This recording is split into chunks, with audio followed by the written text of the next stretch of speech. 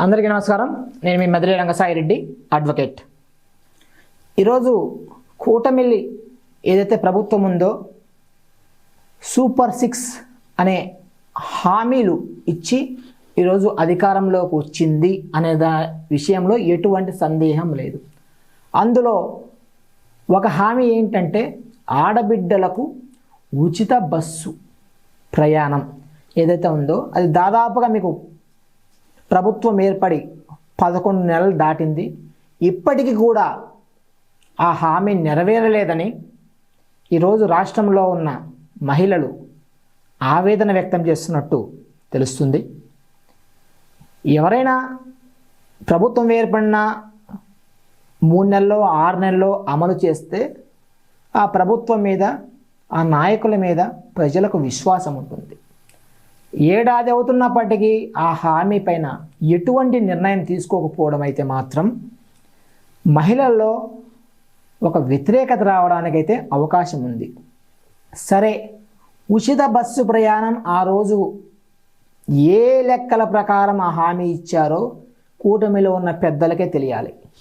ఉచిత బస్సు హామీ ఇచ్చిన తర్వాత అటు కర్ణాటక అయితేమి, అలాగే తెలంగాణ అయితేమి, ప్రైవేట్ ఆటో వాళ్ళలో ఎంత ఇబ్బంది పడుతున్నారో, ఎంత నరకయాతన అనుభవిస్తున్నారో చూస్తున్నాం. ఇటీవల పులివెందుల అలా మంగళగిరి నియోజకవర్గాలలో పర్యటించిన క్రమంలో కొంతమంది ఆటో వారితో మాట్లాడడం జరిగింది. గతంలో ఇస్తున్నటువంటి వాహన మిత్ర 10,000 రూపాయలు ఆర్థిక సహాయం ఇప్పుడు ఆ పథకం పూర్తిగా లేదు. దానివల్ల ఏంటంటే ఇన్సూరెన్స్ కట్టుకోవడానికి, కొంత వాహన మరమ్మతులు కొన్నిటికి ఉపయోగపడేది. అది ఇప్పుడు అది లేదు. ఇకపోతే రేపు ఉచిత బస్సు ప్రయాణం వస్తే ఇప్పుడు వాళ్ళ ఆటోలో వాళ్ళు ఎక్కే మనుషులు ఏదైతే ఉందో కనీసం డీజిల్ ఖర్చులు కూడా రావట్లేదని ఆవేదన పొందుతుండ్రు. రేపు ఉచిత బస్సు ప్రయాణం ఏదైతే అమల్లోకి వస్తే ఆటోల వాళ్ళ భవిష్యత్ ఏంటి? ఆ వర్గాల నుంచి కూటమి ప్రభుత్వానికి సెగ తగలక మానదు.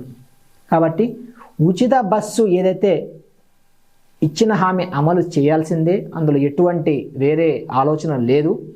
అది అమలు చేసే కంటే ముందే ఈ ఆటో వాళ్లకు వాళ్ళ ఏదైతే కుటుంబాలు ఉన్నాయో బజార్న పడకుండా, వాళ్ళ జీవితాలు అస్తవ్యస్తం కాకుండా కూటమి ప్రభుత్వం సరైన నిర్ణయం తీసుకోవాలని కోరుతున్నాము.